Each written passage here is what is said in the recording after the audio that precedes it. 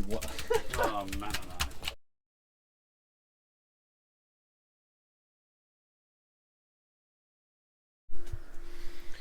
Welcome back. Just out to do a lame cow. Now, we do have a lovely turnover crush. So it's a hydraulic crush. The cows walk into it and it turns them on their side. Not taking it, A, because it's out somewhere else, and B, because the farm I'm going to, you can't really get the crush in one way or the other. So I'm going to do it the old-fashioned way. Plenty of ropes. You'll see them in action. So really this is sort of like Hoof GP on a budget. At some point we'll get some footage of the turnover crush because it is pretty impressive.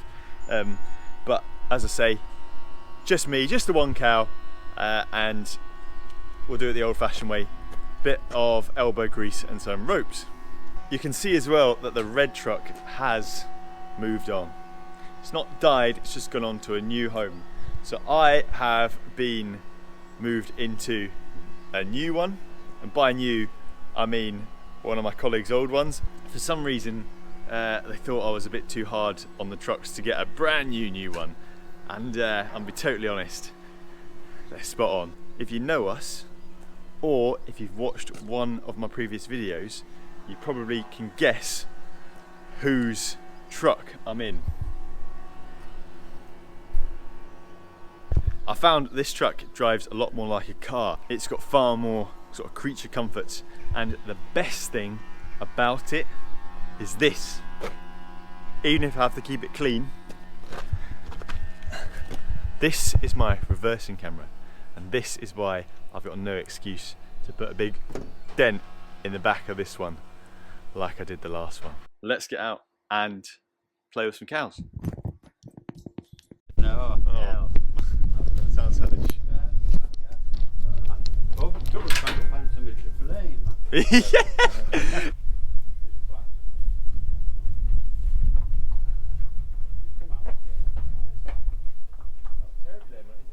No, it was much lamer. We'll have a look, maybe we'll find it burst out. Yeah. I thought start off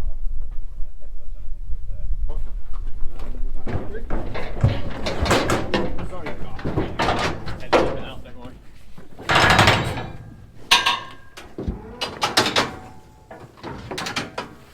That's it. Hey, nothing wrong with that. Be careful.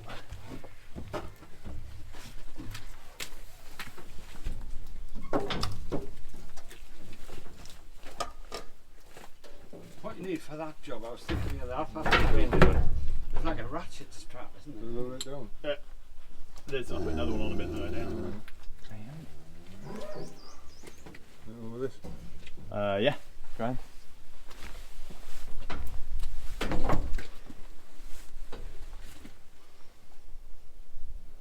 Probably what? Oh man alive. Nerves. It is, the vet's turned up. Yeah. Brother Aidan had a fantastic cow. I've never seen like it before. As soon as you got her in, her whole nose quivered. You know, you want to be able to pull that down.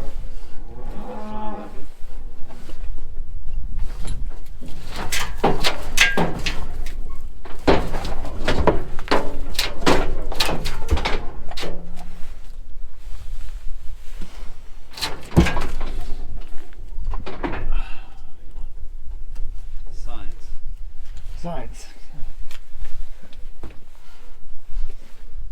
Can I come around and hold that, or Maybe give it to Jason. what have we got? Right. Close it up, if that's okay.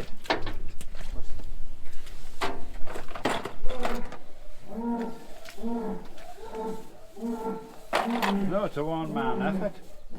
But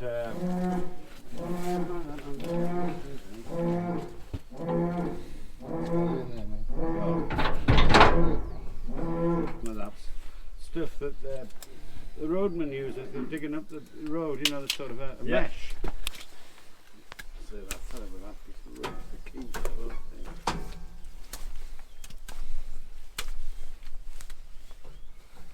Just saying to Jason, it was a man that did this professionally, you know, he had a soft foot, put that handful of Oh, cool. copper sulphate.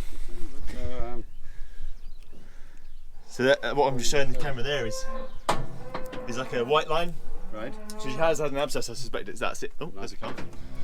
It's just burst out there. Right, and that's what's giving her some relief. Yeah.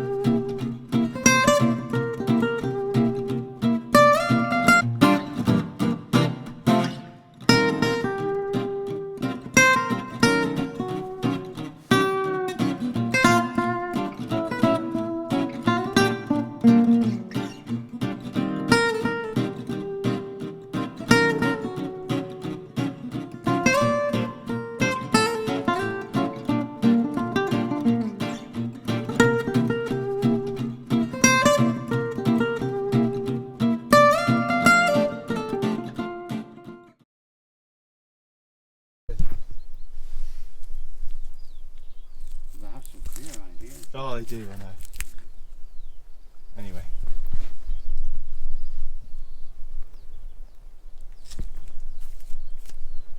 Right, grand, well look at that. So I'll just get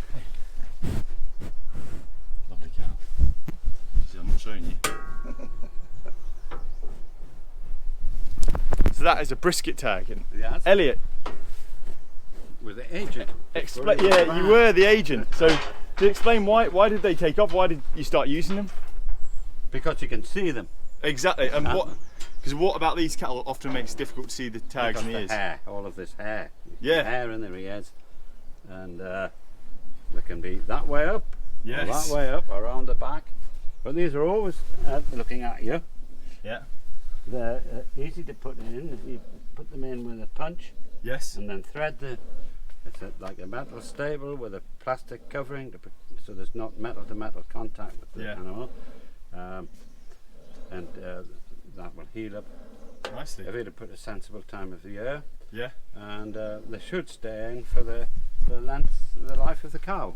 Yes. There's the odd one that doesn't, but their retention is vastly better than ear tags. Ear tags. That's a constant problem we have with ear tags, is they're forever falling out. And then when you come to do TB tests or whatever, and you need to know where your cattle are and which ones they are, it's a nightmare, isn't it? Yeah. So we use them as a reference. So, that is the government tag, which is important for all government regulations.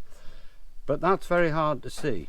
Exactly. Even with absolutely first class vision, it's still very hard to see because it's not on straight. But that you can be half blind and still see that. Yeah. And the cow will always look at you. Yeah.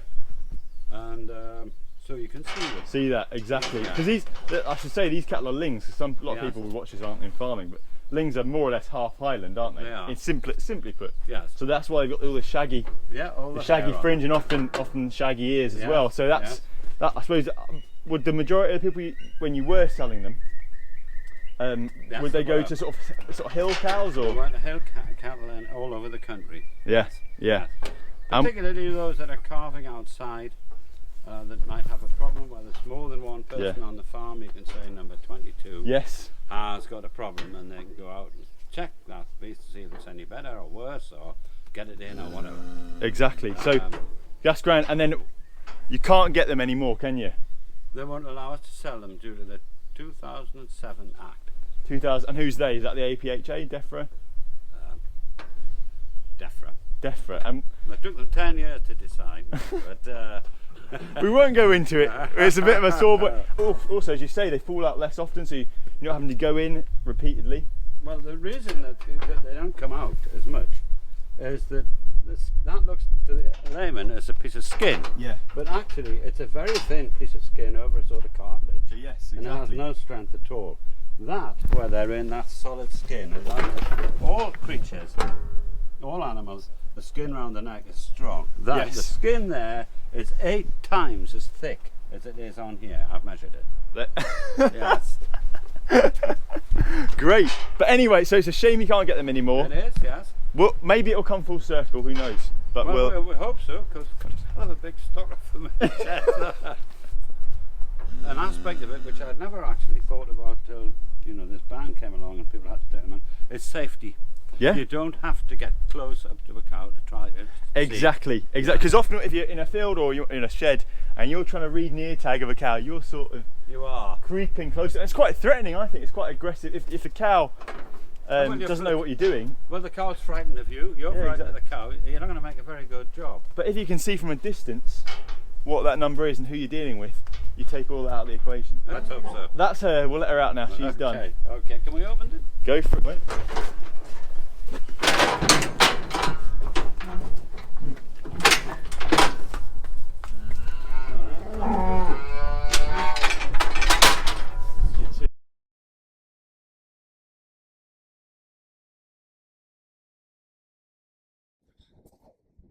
I've no idea if you can see what's behind me or hear them even.